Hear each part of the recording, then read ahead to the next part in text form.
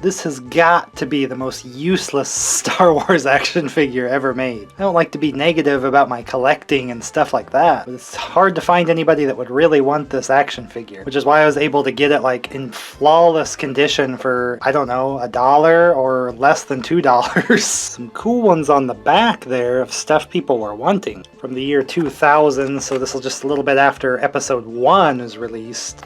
I wanted to open this up and talk about this figure. Ketwol, if you know who this is. This is when they were doing these little bio packs here, so this might be useful here in a second. Comes with pants, apparently. No weapon.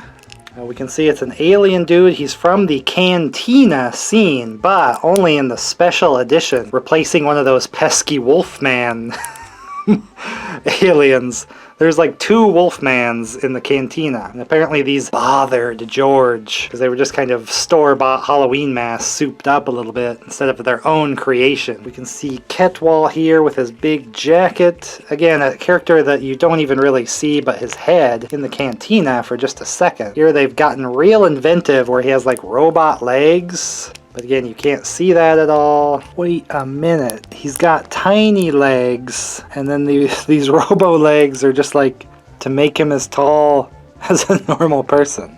Ah yes, the hidden details you don't see in the Cantina. Also, his vest kind of duster jacket thing is technically removable. You can take that off and see his weirdness underneath. Disturbing, to say the least.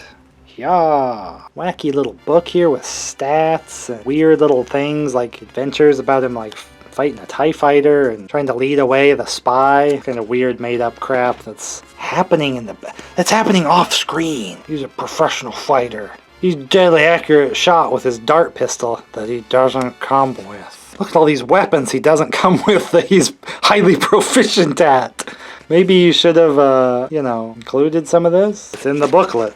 Ah yes, the demolition droid. I don't know if that was really what that droid was, but stilts! Best friends with Luke Skywalker and Han Solo, despite never meeting or interacting with them. Well, we'll have to open up this dude. That'll be a cool one later. Hates that dang spy and freaking Darth Vader. But at least they included the one shot that he is in the movie, although kind of weirdly overdone. Like, he still wasn't satisfied with the shot redo. Didn't come with his barmate, Mr. Textured Sock Puppet here. That would have been a much better accessory than pants. He's a pacifist, very famous alien.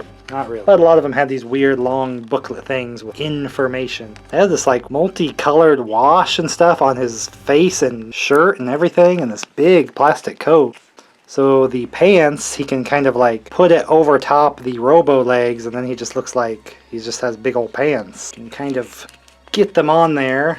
You can see on the back they're sticking out, but he has this long coat that will cover it. Again, in the movie you can't see the pants. I don't know what the deal was. No weapon, no drink to hold for the Cantina. But why this is useless is A, people don't really like these special editions all that much. They don't really bother me. Some people are a little bothered. But the other problem is, even if you did like the special editions, this doesn't really look like he does in the movie. These little horn things were kind of twisted up. His head was kind of tilted back different and just looks generally different. Even with the little bio thing, you can kind of see with the profiles. This is kind of weird. He has a little bit bigger eyes here. You can see this is like kind of a CG character version, which is weird because it was just an actual practical costume and puppet in the movie that they used. So you can just see that the eyes aren't really right, the horn things, generally kind of strangely done. So it's kind of not satisfying any collector either way. And this is one where they turn the head here, if you can see, and it kind of looks like a different alien, so they kind of put like a turban or something on it, and then in yet another shot, this was used as a whole nother character, like this same costume, but there's no specific figure for that one. So you couldn't even have both together. Just this one facing this way instead of the kind of reverse, which would have been a better feature than the pants